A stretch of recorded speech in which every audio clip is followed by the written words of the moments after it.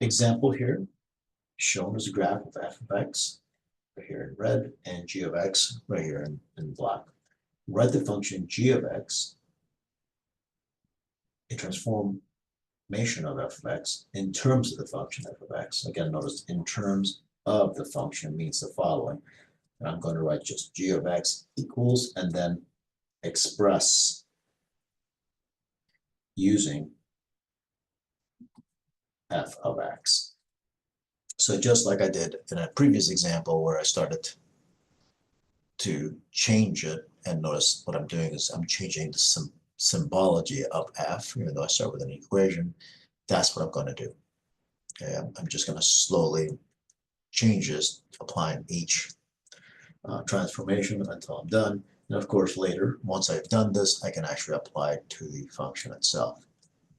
But we're not going to do that here because this is some kind of piecewise function. And all I want to do is express it symbolically. But I need to know what has happened here. So I need to start taking inventory of what's going on. What am I seeing? Gosh. Okay, see this loopy thing here?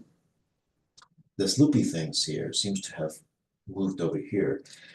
Has it been shifted? No, it hasn't been shifted to get it over here because see this straight line? It's now pointing in the other direction. So originally,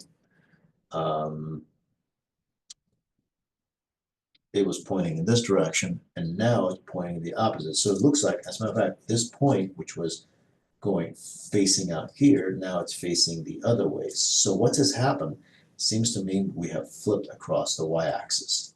So what's one thing that has happened? Flip across the y-axis. And how is that achieved? Okay, well, remember, how that is achieved is by doing something like this. Take the original function and doing this. That's how that's achieved, flipping across the y-axis. Fantastic.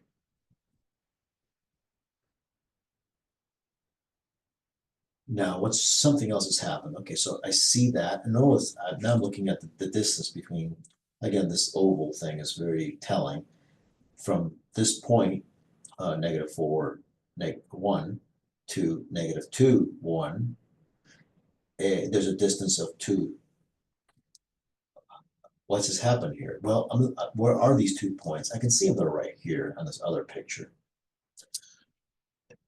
So before, this whole distance was 2 units wide. Now I'm looking at it and go, what has happened? Well, now it's 1, 2, 1, 2, 4 units wide. In other words, before the whole thing was 2 across, now it's 4 across.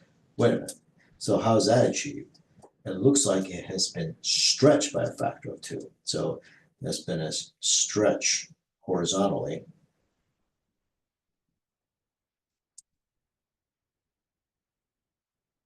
by a factor of 2.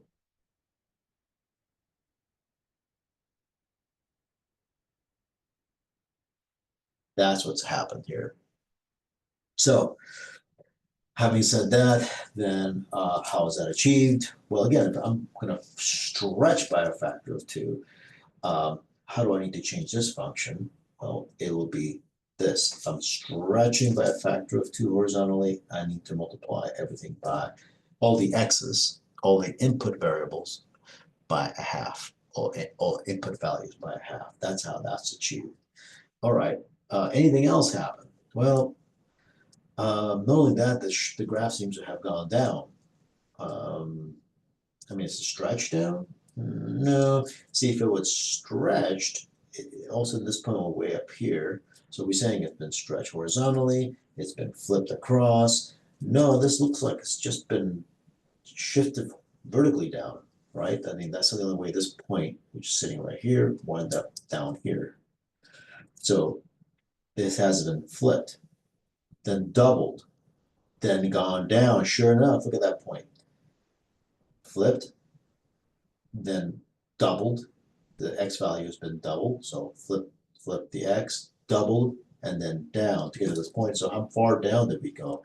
Looks like we went down from this position to 1, 2, 3, 4.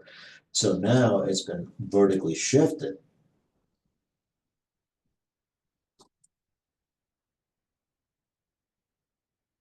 down by 4 units.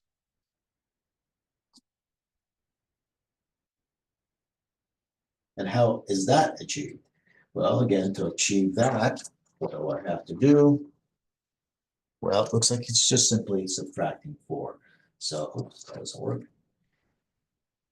So again, that's accomplished by taking this function and subtracting 4 to bring it all down. So now we're ready to put it all together.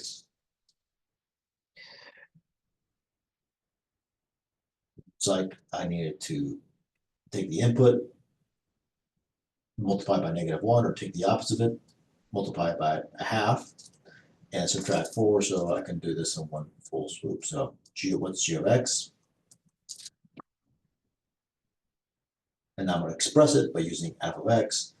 It looks like it's going to be, putting all this together, I can do these two first operations by just multiplying by a -1/2, and then at the end, subtract by 4, and I'm done.